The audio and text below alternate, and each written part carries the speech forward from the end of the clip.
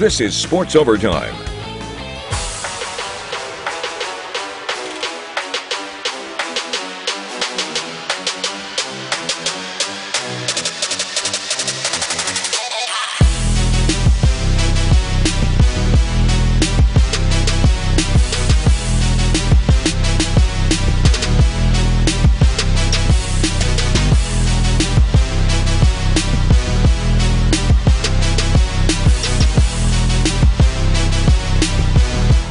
Well, welcome into another episode of Sports Overtime. Thank you, as always, for joining us. The 21st ranked Michigan State wrestling team closed out one of its toughest stretches of a season so far this afternoon. After taking down number 14 Rutgers on Friday, the Spartans played host to the number 1 team in the country, Penn State, who features 4 individual national champions from a year ago. Now, Penn State fans travel well, and they were out in full force over at Jenison Fieldhouse, which meant that the Spartans needed some momentum early. Now, Penn State was up 8 heading into the 157 class, and that's when Chase Saldati picks up the sudden victory in extra time over Terrence Barraclaw to bring the Spartans within 5. But the country's top wrestler at 174, Carden Strachey, puts the Nittany Lions up 13 thanks to a 19-3 technical fall over Marty Larkin. The highlight of the night for the Spartan fans came in the 197 weight class. Cameron Caffey going up against second-ranked Max Dean, and with things tied at 2 in the final moments, Caffey pulls off this escape and hands Dean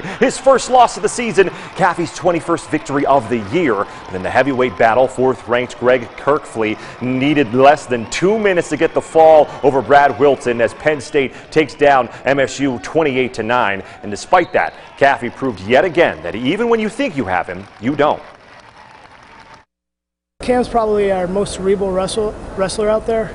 He's always thinking, and probably sometimes thinking too much, but I think a lot of people mistake him looking tired, but he's actually really thinking. I see a lot of people saying stuff about how tired I am out there and about how my gas tank's awful. Has anybody ever seen me stop wrestling? No. So it's, people can say what they want, but I'm going to wrestle the whole time, however tired I am. Well, staying on campus, the Michigan State women's basketball team had a fun Sunday matinee with the Minnesota Gophers in town. The Spartans playing for the first time since last Sunday when they got a huge win over Northwestern. So could they make it 2 Sunday wins in a row? Well, let's head over to the Breslin Center to find out. Nia Clouden and her squad fired up for this game, playing in front of the home fans with head coach Susie Merchant back on the sidelines after her battle with COVID-19. The Gophers came out on fire, swinging it over to Sarah Scalia, who drains one of her 7 3-pointers for a game-high 31 points. MSU's Matilda Eck kept them in this game. Right before halftime, with the clock winding down, she knocks down one of her 5 threes for 23 points, a huge boost from the Swedish freshman this afternoon. At the start of the 4th quarter, Nia Clouden got hot from deep, draining a 3 with ease. She finished with a team-high 25 points. Then, with less than 10 seconds in the game, down 4, Minnesota's Deja Winters shoots up a prayer, and it's answered, but the Spartans still lead by 1 with 2 seconds on the clock. So Dee Dee Hageman has to find an inbounds pass to a good free throw shooter, and she finds Clouden, who's fouled with 1.5 seconds left. She goes to the line and hits both of her shots. So with 1 second left, the Gophers need to inbound it and drain a 3. Scalia heaves it, but nobody comes down with it as the Spartans hold on to win it 74-71. So head coach Susie Merchant and Matilda Eck were both pleased with the way her game is evolving. It's interesting because Nia is a slasher that learned to shoot it, where Matilda's a shooter that's learned at this level you got to be able to put it on the floor too. You can't just be a spot up 3-point shooter. And I think she showed today she had pull up, she got to the rim, she drove and penetrated and kicked. So she's been doing that. I mean, I think she's done a really good job with that. I think that we had good ball movement today, not all the time, but most of the game. So that really helped because I got wide open shots, and those are easy to hit if you have a good day. So I would say that it was the ball movement and finding each other that helped. The Michigan men's basketball team has been quietly getting back on track after having to postpone its game against Michigan State due to COVID issues within the program. Now, the Wolverines beat Maryland by 19 points on Tuesday, but today would be a tougher challenge against an Indiana team that just beat the 4th-ranked Purdue Boilermakers on Thursday night. Well, head coach Juwan Howard had his guys fired up and ready for this one, which is seen right here on WLNS. Some great early ball movement to Caleb Houston in the corner. The freshman had a career-high 19 points on 5 3-pointers. Now, here's something you don't see often. Michigan's Hunter Dickinson from straight on, and he swishes it. Dickinson had a career-high 3 threes, and he was feeling himself. Indiana's big man Trace Jackson Davis wants to respond, and he somehow gets the circus shot to fall for the bucket and the foul. He had a team-high 17 points, but in the second half, Dickinson was dominating. Make sure you watch this. The spin, the dunk, and the foul. You can't contain the beast. He went off for a game-high 25 points as the Wolverines were going to win it big, 80-62, the final. Well, it's time for us to take a timeout, but don't go anywhere, because when we come back, we're going to break down the insane game between the Los Angeles Rams and the Tampa Bay Buccaneers. Wait till you see this ending right after the break. This is 6 News Now, here for you 24 hours a day, online at WLNS.com. Students I spoke with say they're relieved to hear that Santo was found, but they're devastated that they learned that he died. These students, like many others, have questions. Some say they appreciate how Michigan State University communicated with them about Santo's disappearance and that they've seen increased security across campus. Others, though, say they're overall disappointed with the way the university has handled this situation and say what they see as a lack of response makes them feel unsafe.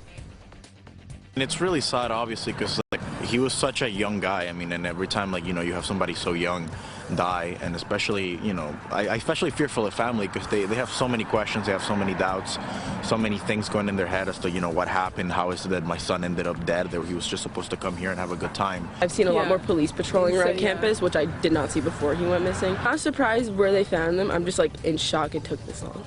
As a student, it's quite scary for the rest of the students, especially with the other girl that was found dead in her dorm room in Shaw as well. So these are 2 deaths that have happened in the course of one school year at Michigan State Universities. It's very concerning, especially when we have an administration and a president who haven't really talked about any of these things. Some of those students I spoke with had already heard about this discovery, and a few others had not. But they all say they simply wish things had turned out differently for Brendan. Sherry, back to you.